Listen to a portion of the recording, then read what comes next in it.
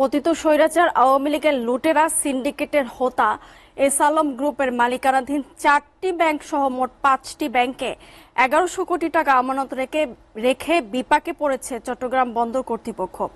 দফায় দফায় জমা টাকা ফেরত চেয়ে চিঠি দিয়েও আমানত ফেরত পায়নি প্রতিষ্ঠানটি। এতে বিপুল পরিমাণ অর্থ পুনরায় বিনিয়োগও করতে পারছে না বন্দর কর্তৃপক্ষ। বিষয়টি নিয়ে উদ্বেগ জানিয়ে সমাধানের উদ্যোগ নিতে কেন্দ্রীয় ব্যাংকে চিঠি দিয়েছে তারা। তবে সমস্যার দ্রুত কোনো সমাধান দেখছেন না অর্থনীতিবিদরা। সোহাগ কুমার বিশ্বাসের প্রতিবেদন। গত কয়েক বছর ধরেই সীমাহীন লুটপাট চলছে ব্যাংকিং খাতে। রাষ্ট্রীয় ক্ষমতার অপব্যবহার করে লুটেরা সিন্ডিকেটের কবলে পড়া ব্যাংকগুলো যে বহু আগেই ফোকলা হয়ে গেছে তা স্পষ্ট হয়েছে সরকার পতনের পর, যার প্রথম ভুক্তভোগী দেশের সবচেয়ে বড় আর্থিক প্রতিষ্ঠান চট্টগ্রাম বন্দর। পতিত সরকারের ব্যাংকিং খাতের মাফিয়া এস আলম গ্রুপের ব্যাংকগুলোতে এফডিআর হিসেবে বিপুল পরিমাণ টাকা জমা রাখতে বাধ্য করা হয় চট্টগ্রাম বন্দরকে।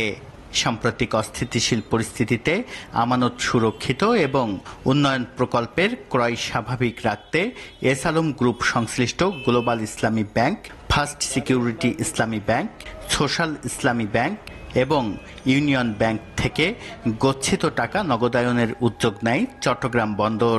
এর আগে পদ্মা ব্যাংক থেকেও আমানত নগদায়নের উদ্যোগ নিয়েছিল তারা, কিন্তু দফায় দফায় চেষ্টা করে এখনো সুফল হতে পারেনি বন্দর। কেউ কেউ সময় চাচ্ছে, কেউ কেউ বলছে তারা যে বিনিয়োগ করেছে সেই বিনিয়োগের রিটার্ন তারা না পেলে ফেরত দিতে তাদের দেরি হবে। যাই হোক, চট্টগ্রাম বন্দর থেকে আমরা আমাদের কনসার্নটা তাদেরকে জানিয়েছি, এটা দ্রুত ফেরত দেওয়ার জন্য তাদেরকে নির্দেশনা দিয়েছি। এই অবস্থায় আমানত ফিরে পেতে অপেক্ষা করা ছাড়া বন্দরের হাতে আপাতত কোনো উপায় নেই বলে মনে করছেন অর্থনীতিবিদরা। কারণ কেন্দ্রীয় ব্যাংক কোনো একক প্রতিষ্ঠানের ব্যাপারে সিদ্ধান্ত নিতে পারবে না।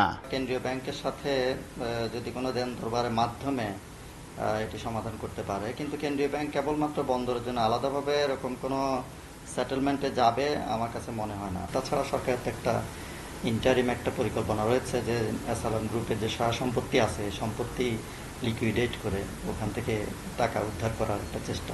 মূলত জাহাজ ফেরানো, পণ্য ওঠানামা, ইয়ার্ড ভাড়া এবং নিজস্ব জমির ভাড়া সহ বিভিন্ন খাত থেকে প্রতি বছর এই অর্থ আয় করে বন্দর কর্তৃপক্ষ। এই তহবিল থেকেই বন্দরের চলমান অবকাঠামো উন্নয়ন ও বিভিন্ন প্রকল্প বাস্তবায়নের পাশাপাশি যন্ত্রপাতি, জনবল ও পরিচালন ব্যয়ও নির্বাহ করা হয়। সোহাগ কুমার বিশ্বাস, এসএটিভি, চট্টগ্রাম।